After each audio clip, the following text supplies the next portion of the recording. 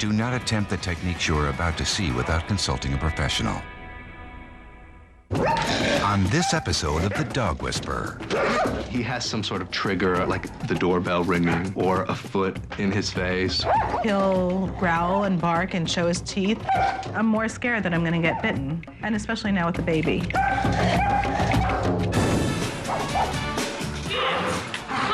Neither one of them come when I call them, unless they're in the mood. Also, if someone walks their dog in front of my house, it's on. They tear through the house, bark like crazy, and then all of a sudden I've got my two dogs going for some poor innocent dog. I believe that they are devil dogs, and they just live to torture me.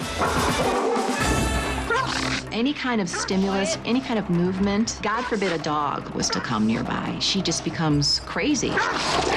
When Jody's in her aggressive trance, it's just this like demonic focus.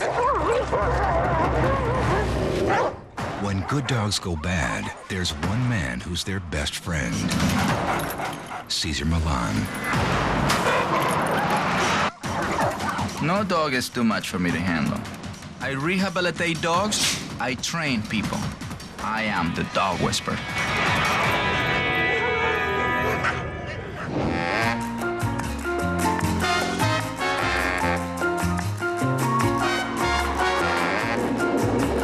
I got Sprout around 11 years ago when I moved out here after graduate school from Colorado.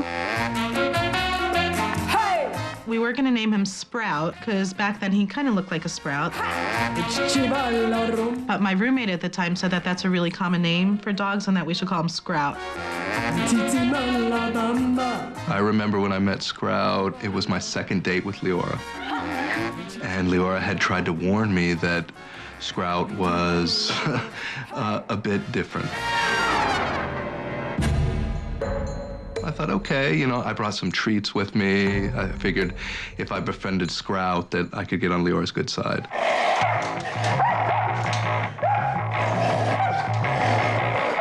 And I was completely unprepared for it.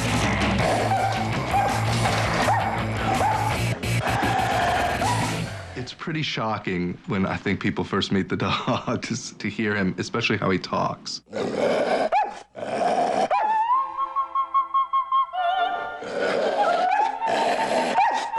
I think it'll make anyone's blood pressure go through the roof. He has some sort of trigger on like the doorbell ringing. Anything that he possesses, whether it be food, a toy, his bed.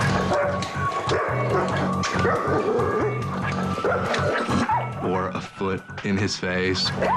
He'll growl and bark and show his teeth.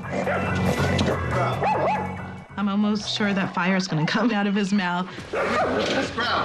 When it comes to feeding time, I've just kind of given in that it's gonna be crazy. Stay! Jason has gotten bitten quite a few times. And you can see on the back of my leg is the scar that's left from what happened when he bit me. Nobody can believe that he's an aggressive dog, because outside he is so well behaved. He's almost like shy, and you would never believe it's the same dog. He tends to be very obedient. He stays by us when we cross streets. It's just once we get home, he's completely out of control. The behavior just keeps getting more extreme. I'm more scared that I'm gonna get bitten, and especially now with the baby. Now with 6-month-old baby Lila, Leora and Jason decided they must find a way to stop Sprout's growling and nipping. With the baby, we have to constantly be on high alert.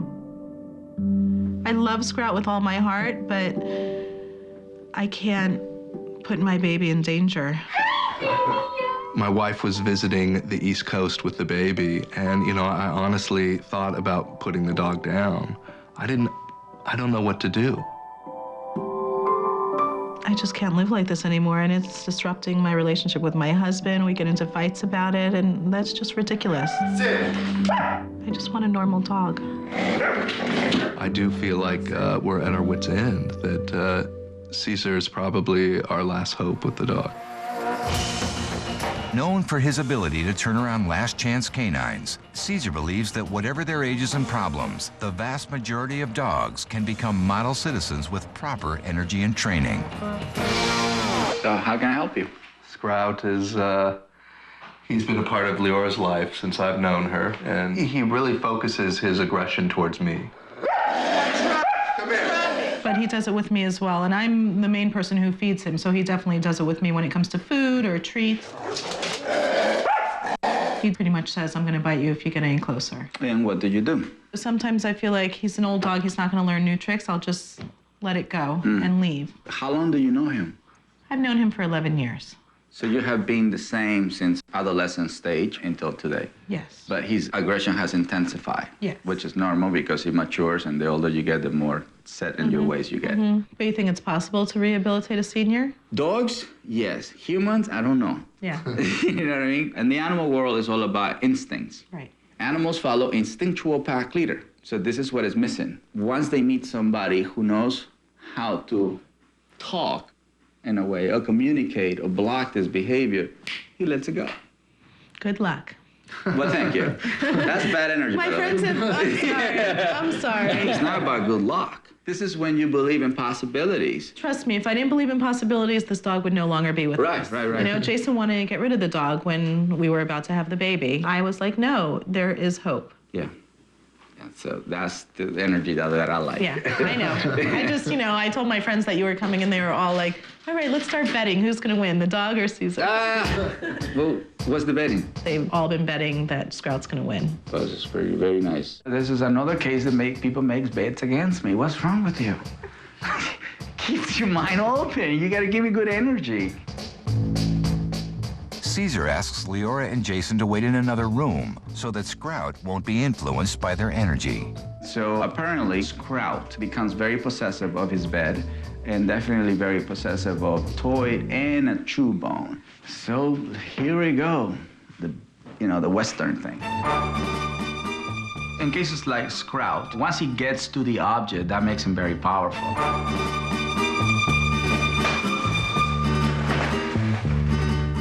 But if the human who understands the commissary approach gets to the object first, he owns it. So the ritual is to claim. This is psychological. This is me claiming the bed. So he just gave me a little growl, and he just walked away. So right now, this bed battle, I wanted, we didn't let him escalate, so it was easier to see less intensity. But at the same time, we have to challenge him when he gets at his worst, because he goes into a very possessive state of mind. So that's a very dangerous state of mind.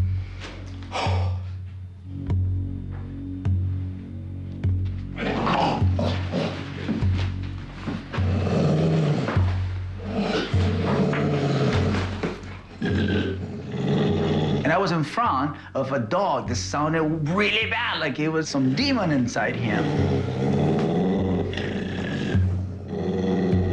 Of course, any dog that growls is capable to go to the next step, but not because they growl, they want to bite you. So if you don't know how to interpret a growl as what it is, not what you make out of the growl, then you can get bitten. And I have to say that I was well trained by Rottweilers to detect a growl that has danger and a growl that is just a language. Right now, it's all about waiting for the right moment. Now I have to follow through. Moving away from the object is one thing. Surrendering is the most important thing. Element of surprise and the right intensity, the right touch, the right place, area that he's not expecting, created that let it go and move away. The commiserative energy is the foundation of everything else. Whatever strategy you choose to follow, we have to work together, and we have to be patient with each other.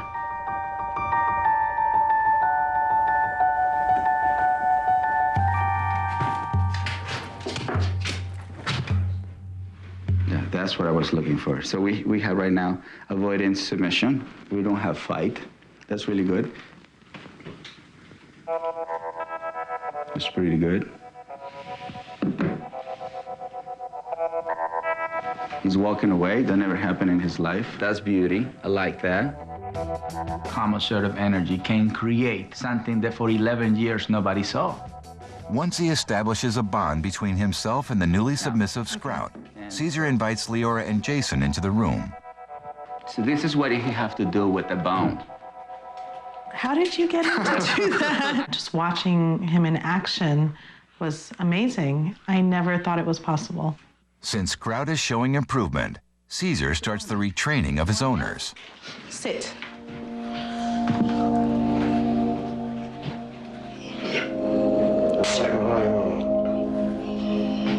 Very good, very cute. No, not yet.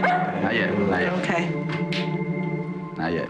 That was very risky. Right now, you are recovering a position that you lost 11 years ago. So for you to be so, you don't have that much power yet. So make sure you outsmart the animal and never put yourself in a position where he touches you physically. Very nice. There it is. Stand your ground. Then walk over the. Very nice. You win.